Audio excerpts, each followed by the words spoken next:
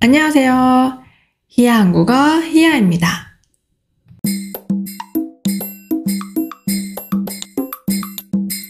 오늘은 질문으로 시작을 해볼게요. 여러분한테 바지가 하나 있어요. 근데 갑자기 살이 쪄서 사이즈가 안 맞는 거예요. 그럼 이 바지를 어떻게 하실 거예요? 1번, 그냥 버린다. 2번, 나중에 다시 입을 수도 있으니까 옷장에 넣어둔다. 3번, 필요한 사람한테 판다. 여러분의 선택은 몇 번인가요? 저는 사이즈가 맞지 않으면 아마도 3번, 다른 사람한테 팔 것 같아요. 요즘은 이렇게 중고 거래를 하는 사람들이 많은데요. 중고 거래는 원래 내가 가지고 있던 물건이 더 이상 필요 없을 때 다른 사람한테 그 물건을 파는 거예요. 한국에서는 최근 몇 년 사이에 특히 코로나19를 겪으면서 중고 거래량이 급격하게 늘었다고 해요. 저도 중고 거래를 몇 번 해봤는데요. 요즘 중고 거래 웹사이트도 많고 중고 거래 앱들도 많이 있거든요. 저는 앱을 통해서 중고품을 판매한 적도 있고 구매를 한 적이 있는데 제일 최근에 판 물건은 손목시계였어요. 제가 그 시계를 한 5년 전에 샀는데 그때 7만 원 정도 주고 샀어요. 그리고 이번에 팔면서 15,000원 정도 이제 가격을 정했는데 사실 요즘은 사람들이 휴대폰을 사용하거나 디지털 시계를 많이 착용하잖아요. 그래서 제가 올린 아날로그 손목시계는 많이 안 찾을 거라고 생각을 했어요. 그래서 조금 걱정을 했는데 근데 제 예상과는 다르게 글을 올리자마자 한 분이 연락을 주셨어요. 그래서 바로 약속 장소를 잡고 다음날 직접 만나서 시계를 팔았어요. 거래를 성공했습니다.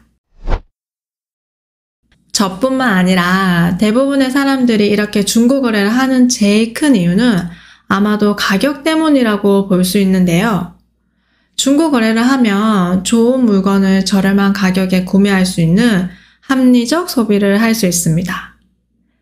사실 그 중고 거래 앱을 보면 우리가 중고라고 하지만 제품의 상태들이 꽤 괜찮아요. 그래서 가성비 높은 물건들도 많이 있거든요. 저도 중고 가방을 한번 산 적이 있는데 거의 새 제품이랑 마찬가지였어요. 근데 가격은 원래 가격의 5분의 1밖에 안 되는 거였어요. 그런 경우는 정말 득템한 거죠. 그래서 이렇게 중고 거래를 하면 물건을 사는 구매자의 입장에서는 가격이 저렴해서 좋고 물건을 파는 판매자의 입장에서도 나한테 필요 없는 물건을 팔아서 돈이 생겨서 좋고 또 다른 사람에게 필요한 물건을 줄 수 있어서 거기서 오는 즐거움이 또 있더라고요. 한 조사에 따르면 중고 거래가 늘어나는 또 다른 이유가 있다고 하는데요. 그 이유는 바로 중고품을 보는 인식의 차이라고 합니다. 예전에는 중고 물건을 산다고 하면 저 사람은 돈이 없나? 이렇게 생각을 했는데 이제는 이러한 중고 거래가 단순히 남이 쓰던 물건을 사서 쓰는 게 아니라 내가 원하는 물건을 구하기 위한 새로운 방식이 된 거죠. 그리고 이러한 중고 거래는 최근 트렌드라고 할 수 있는 환경을 생각하는 착한 소비, 친환경 소비, 제로 웨이스트의 소비 행태와도 일맥상통한다고 볼 수 있습니다. 여러분도 이러한 중고 거래를 해보신 적이 있으세요? 어떤 물건을 사고 팔아보셨어요? 그리고 여러분은 이런 중고 거래에 대해서 어떻게 생각하세요? 오늘 배운 단어와 표현들을 한번 알아볼까요? 첫 번째 단어는 중고 거래입니다. 중고 거래, 여기서 중고는 새 것이 아닌 물건, 즉 내가 이미 사용하기 시작한 물건이고요. 그 반대말은 새 것, 새 물건이 됩니다. 그래서 예를 들어서 우리가 차를 샀는데 새 차가 아닌 이미 다른 사람이 사용하던 차를 샀어요. 그러면 중고차, 나 중고차 샀어 이렇게 얘기할 수 있는 거예요. 그래서 뭐 중고차, 중고 휴대폰 뭐 이렇게 쓸 수 있죠. 그리고 거래는 우리 동사 사다, 팔다라는 동사가 있어요. 이 두 동사를 같이 쓰면 사고 팔다라는 동사가 되는데 이 사고 팔다를 명사형으로 만들면 거래가 됩니다. 그래서 예를 들어서 우리가 현금, 카드가 아닌 현금을 가지고 물건을 사고 팔 때 현금 거래라고 할 수 있고요. 그리고 요즘 우리 뭐 비트코인 같은 거 많이 하는데 비트코인을 사고 팔아요. 그리고 우리가 비트코인을 사고 팔 때 그래프를 보잖아요. 그래프를 보면은 우리가 그 코인의 거래량을 알 수 있어요. 그래서 중고 거래는 이미 다른 사람이 사용하기 시작한 새 것이 아닌 물건을 사고 판다라는 의미가 있습니다. 자, 두 번째 단어, 구매하다. 구매하다는 쉽게 말해서 사다라는 의미예요. 물건을 사다. 그리고 판매하다. 판매하다는 팔다라는 의미입니다. 그래서 구매하다. 그리고 구매하는 사람을 구매자. 그리고 판매를 하는 사람을 판매자라고 할 수 있습니다.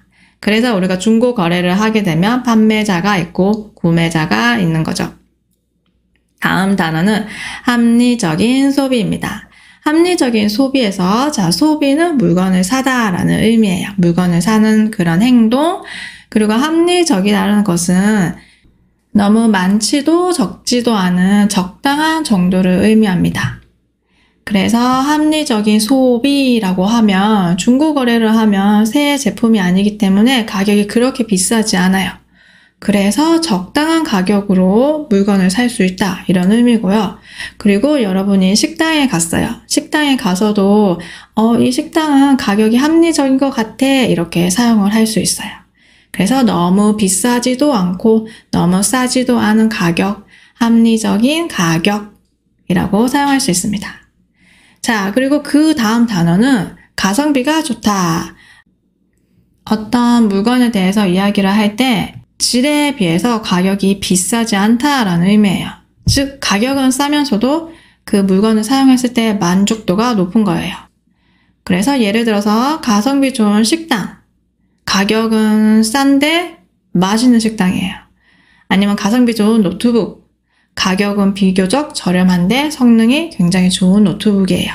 그래서 중고 거래를 하게 되면 아무래도 새 제품이 아니기 때문에 가격은 싸지만 그렇다고 해서 제품이 그렇게 나쁜 것도 아니에요. 그래서 가성비 좋은 물건들을 살 수 있는 거예요. 사실 저는 요즘 어떤 물건이 필요하면 우선 검색을 해보는데요. 가성비 좋은 땡땡 이렇게 검색을 해서 다른 사람의 리뷰를 보고 좀 선택을 하는 경우가 많이 있어요.